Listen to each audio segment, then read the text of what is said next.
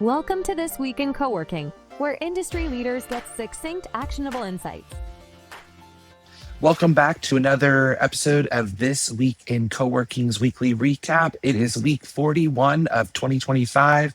My name is Mike LaRosa. I'm joined by our TWIC leader-in-chief, Hector Kolonas, and we're also joined with Sophia from Piloto down in Puerto Rico, and also now from FreedomFromSqFt. Hector, I think you'd like to introduce this and take it away. And Sophia, thanks for sponsoring this week's episode.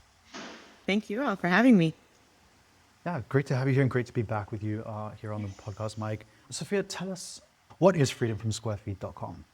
So Freedom from Square Feet is a hub and a community, and it's meant to share all the experience that we've accumulated across over a decade in growing our co-working spaces and, more importantly, in making them profitable.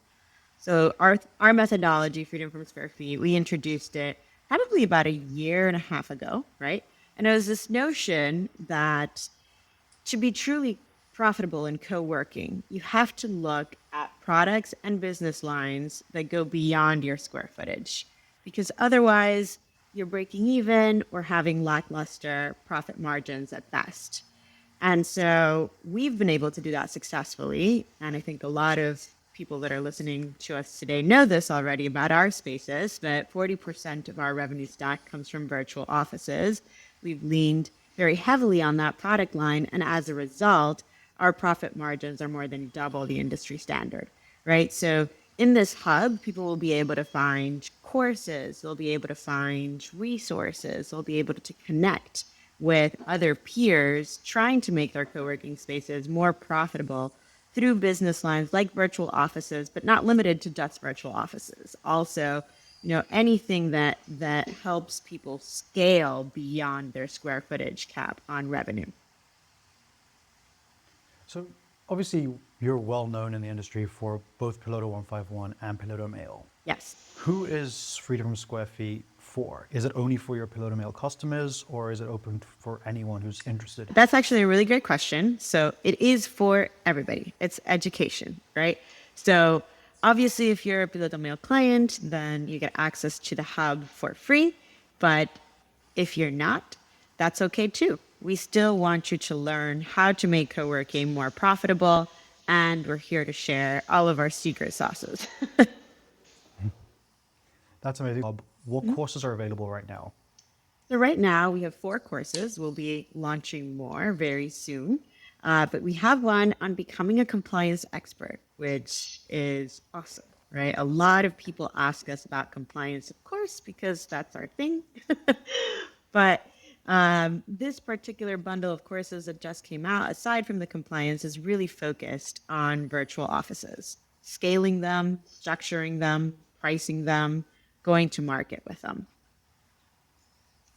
Because, of course, we love virtual offices. It's also our thing. Yes, you do. So if folks had more questions after grabbing, the launch deal that we put in the newsletter this morning, or grabbing it through Piloto, where can they find you, let's say, next week to ask you questions about this? I mean, we're all going to be at GWA, right? So we're leading a panel there, and if you're in Chicago, grab some coffee with me. I'd love to chat. Great. So just a quick reminder, you can find the link in the newsletter, the email version, the web version, the LinkedIn recap, wherever you get your This Week in Co-working fix, as well as grab the discount code that we put in there. It just allows you to get a little bit more education for a little bit less money. And that is just another way of us saying thank you to Piloto and the team there for supporting our work and supporting all of our businesses in becoming better, more profitable co-working spaces. Yeah, now let's go. Let's go into the news this week. There was a lot in this week's newsletter. I apologize to our team. I apologize like 15 to minutes to get through it. We like to try and summarize, what you need to know in the industry, but this week we had to cut it off at like 32 stories, which is probably the biggest newsletter we've ever sent out outside of an Undercurrents. And there was a lot to dig into, but we're gonna have to pick a few of them. One topic that is on the top of all of our minds is the news coming out of OpenAI. This is where the partnerships team announced that through ChatGPT, you can now interact with your favorite apps. Now, this is not something that's new. You've always had a way to kind of do that, but now it's like natively in there. Yeah, They shared a very video that we exciting. linked to. It is a fantastic example of being able to book flights through Expedia, to book hotels through Booking, to book restaurants through OpenTable, to interact with Uber and DoorDash and all of these apps that live in our phones right now, but chatting with them in a shared context window. Yeah. And now I'm going to open up the room like, this is something I've been geeking about for like over a year and a half now. What does this mean for our industry, Mike and Sophia? What do you think this means? What is the opportunity that it opens for us? Sophia? Yeah. I mean, I think it's really exciting, right? To be able to book co-working spaces in that way. From a technical standpoint, what I'm looking at is what does this mean for our apps? Most co-working spaces don't have native apps. They rely on co-working softwares to provide these apps. And so I think it's an interesting question to pose, right? Are we now going to see a move from co-working space brands into different types of apps that are theirs, or are co-working space management software is going to step it up and provide better experiences in app? Yep, That's my Mike. big question. Yeah, no, I'm so like in whiplash shock. Like, this is something that Hector and I have been talking about for as long as I've known him, which is at this point over a decade now. And it's fascinating how we've been waiting, waiting, waiting. And now it feels like in a blink of an eye, it's here. I'm really excited about what it means for the overall experience for members. And it's really neat, if I put my management software hat on, it's so cool to see what we've been doing behind the scenes, preparing for not just the first round of what I thought a lot of people built these very like the specific feature focused AI agents for the booking, but now, integrating it into the entire product. And so it's going to be able to start pulling these reports faster for operators. Everyone's experience is going to increase. I don't know if it means that everyone's going to have an app now. I mean, there's friends that I know that have built fun little hobby apps through AI now as well. So it's really eye opening to see. But I think the experience is what we need to keep focus on to ensure that, like, what is the reason for this functionality? Is it actually increasing the experience and the ease of accessing the spaces or finding them? Yep. Yep. So it's a very multifaceted paradigm shift, if you'll allow me to use that without sounding too management consultancy. There's obviously the discovery side, right? For a long time, all of us have been trying to figure out what is this most seamless way to enable checkout experiences on Google Maps, because that was the glass window for almost every browsing experience for physical places. So getting into that was still hasn't been solved at scale globally by any platform to date. I won't get into why and how, but it's a technical problem. Yeah. And they're trying to solve it through jazz hands. So let's skip past that. That's the one issue right now. With that search demand moving, I think what ChatGPT has 792 million weekly users.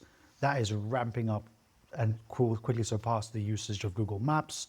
And so discovery is a big part of it. Mike, you alluded to the fact of operational improvements. Absolutely.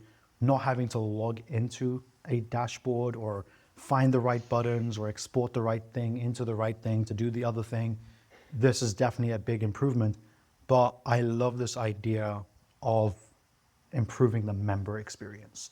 And what, Sophia, what you mentioned actually highlights a lot of the conversations I've been having with our clients at Sinkaroo is 100%. the end customer is never going to ask ChatGPT to do something in Office R&D or in Exodus or in Yardi Cube.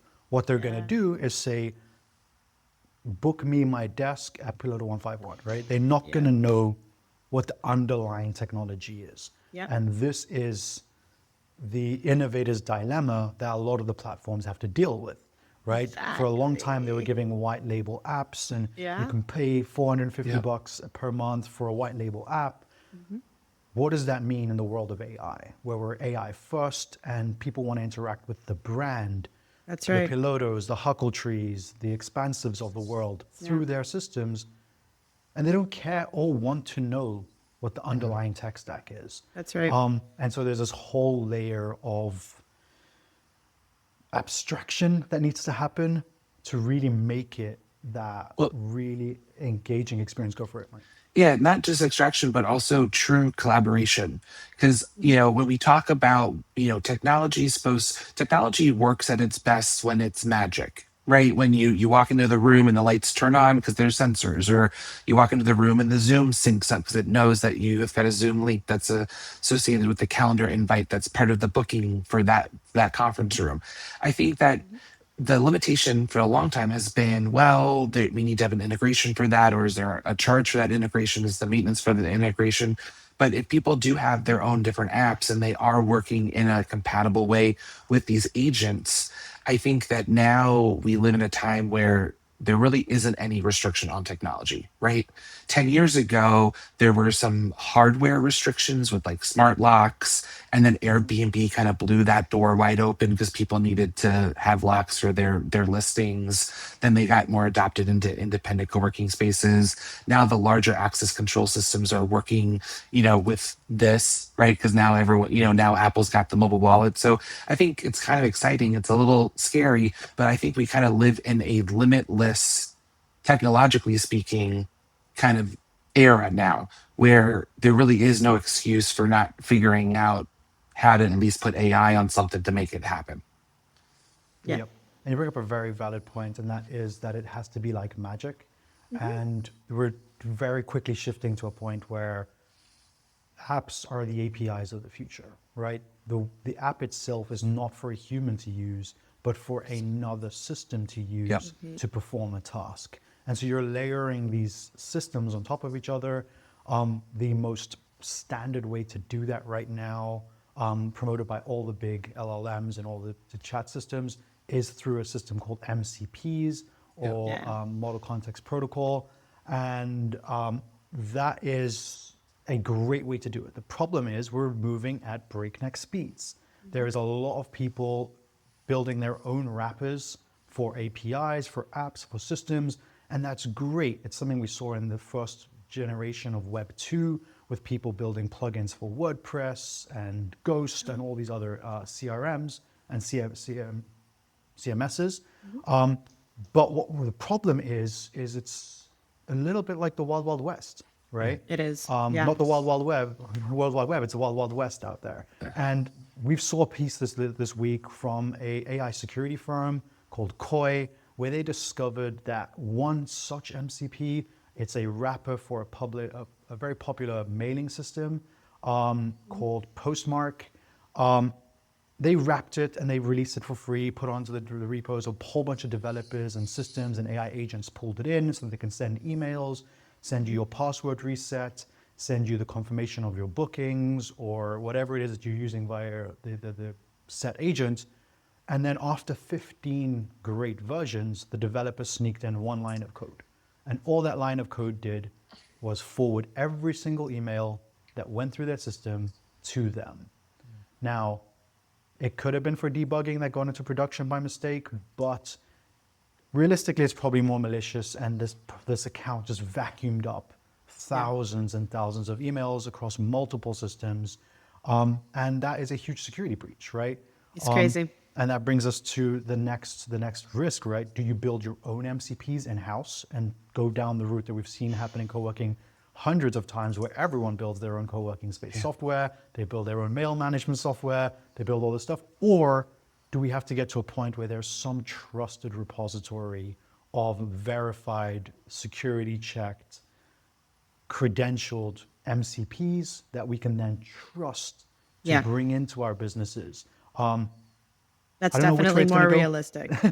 The latter is definitely think more it's- realistic, right? Especially in an industry like ours where, let's be honest, right? It's not like high tech. It's not the techiest industry, right? But What do it, you but mean? it, but it is in some capacity, right? A lot I of the mean, owners it are, definitely, yeah. they know enough to be dangerous. Let's put it that way. Okay, I love that. I love that. We've seen some There's a very little bit of unique tech everything. There's a little stacks. bit of Yeah, everything, right? yeah, But I would say that for sure the latter is what's going to rise up, right? Some way of being able to instill credibility Yep. and trust in the marketplace.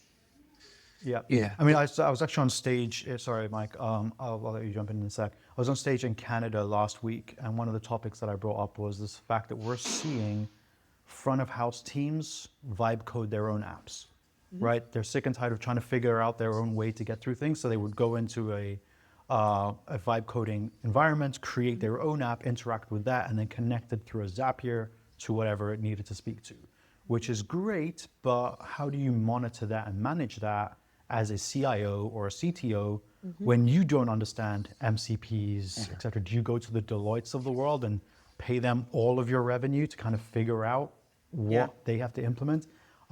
It's a very interesting issue. A lot of our clients are dealing with it right now across the world. But definitely I want to just plant that seed for you to think about. If you're hiring the best of the best, they're going to be increasingly AI equipped and AI native. And your tech stack has to be ready for the benefits of that, but also Yeah. the risks that exposes. 100%. And on that merry note around AI, let's jump over to a story. Mike, what happened over in Madrid? So yeah, we're staying in the tech bubble. So Google campus has closed another location. So London and Berlin have already closed. Now the Madrid one is shutting down after 10 years. I've been to two of them, Berlin and London. They were really, really cool spaces, totally free, right? It was just kind of like a Google, I guess, public, PR project. They were trying to get all the startups in on work on their platform. Yeah, it's interesting. Jeremy, who's the CEO at Factory, we share a lot of his stuff. I really love his ruminations on LinkedIn. Very insightful. None of that AI garbage slop that you see all the time. He made a really good argument about like, what do you do when like the funding just vanishes and you still have such a highly functional ecosystem? How do you jump in as an operator, use it as an opportunity? And so I think it was very mindful, thoughtful on, one man's trash is another man's treasure. Google abandons it. And so I think we're just waiting to see, will there be an operator that dives in to scoop it up and take it over? Yeah, I love that. I mean, look, it's awesome if you come from an ecosystem as developed as London's or Berlin's, right, where you have a Google campus to begin with. But a lot of us that never had that privilege, so to speak, built it from the ground up, right?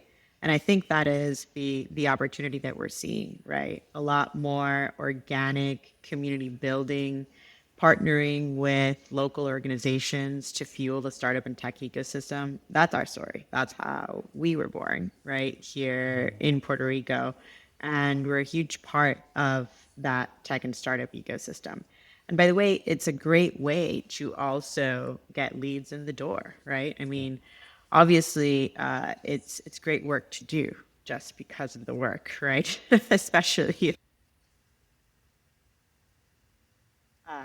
other ventures, but it is something that can also help you get more leads coming in through your co-working space, get more eyeballs on your co-working spaces, and to help you do great work for the community as well.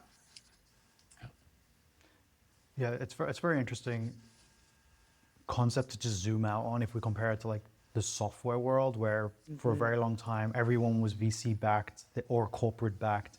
They were burning through cash to acquire customers, building these great valuations, and then on the sideline this growing trend of becoming a bootstrap company or a privately funded company, staying private for as long as possible. That's now happening essentially in startup ecosystems and co-working, right? We're seeing Yep. municipalities and governments create their own owned ecosystems where it's not from a corporate sponsor that's not in the city per se, but also, learning from folks like yourselves over in Puerto Rico as to how do you build it from the ground up so that it is sustainable, Yeah. so that, it's funded. Because I remember like when London closed, just before I left the UK, and yes, there was the basement, which was free. There was subsidized on the first floor event space, subsidized co-working spaces 2 levels above that, and then their innovation lab or accelerator on the top. As soon as they decided they were going to close, those subsidized entities had to kind of panic to kind of figure out what they're going to do. Right. But if you go to Old Street now, you can't look in any direction and not see a co-working space. So it definitely forced operators to come in and kind of support that ecosystem. But it's a much healthier ecosystem now because Of it's course. not one company subsidizing Yeah. the entire project. Yeah. So I just love that, and I think it's a very valid point. We need more sustainable entities or collectives creating the startup ecosystems that we all want to rely on and support. Agree. So on the topic of supporting ecosystems and taking a little bit shift into another parallel industry, we saw some news this week from NORNORM, who are a circular economy furniture company. And you're looking at me or listening to me and going, Hector, what the heck is a circular economy company? It is essentially the business model where you do not focus on getting rid of your stock once you've sold it. So you lease it out for, in this case, furniture. You give it to a company, they use it, but you've purchased it in such a way that when the customer is done with it, you can refurb it and reuse it for another customer. So really taking the furniture that normally lands up in landfills and using it multiple times so that you can have a circular business model. Therefore, that's the term circular economy. This company was started by 2 very interesting people, one from IKEA and one from Skype. They are working together to essentially make a subscription for furniture. Now, outside of their whole business model, what do you think this means for co-working spaces? Is this a good product for co-working spaces to think about using, or is this just shifting the cost and adding a premium? Yeah.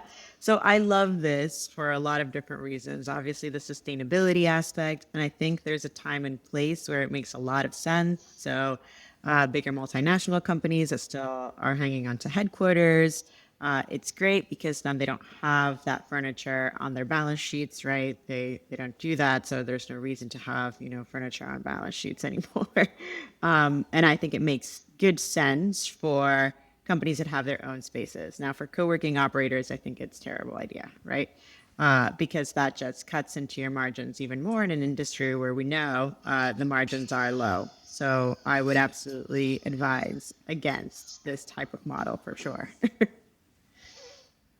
mean, it's a very interesting concept that you would advise the operator not to do it. However, we are seeing it's becoming pretty popular for the co-working spaces that offer larger units. And I know this is, you do suites as well, but if your customer wanted to furnish their own office, offering this as an alternative to Sure, if they're footing the bill.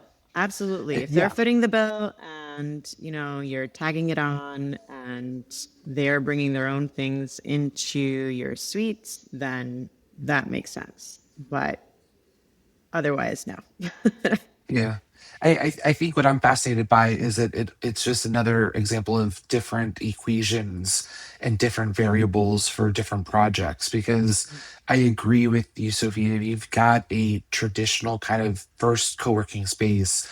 We're talking 3,000 square feet. And if you're leasing that space, then your numbers probably aren't going to be able to sustain this or, even your margins. But, another post that we were looking through is talking about how flex is kind of becoming a new asset class. These family offices are buying these class B buildings that could actually make sense, right? If they have a building that they do own outright, then their margins are better on one end. I did furniture rental for a short period of time at a space that I ran just because we needed to update our furniture and we couldn't handle the full blown of the capital investment all at one fell swoop.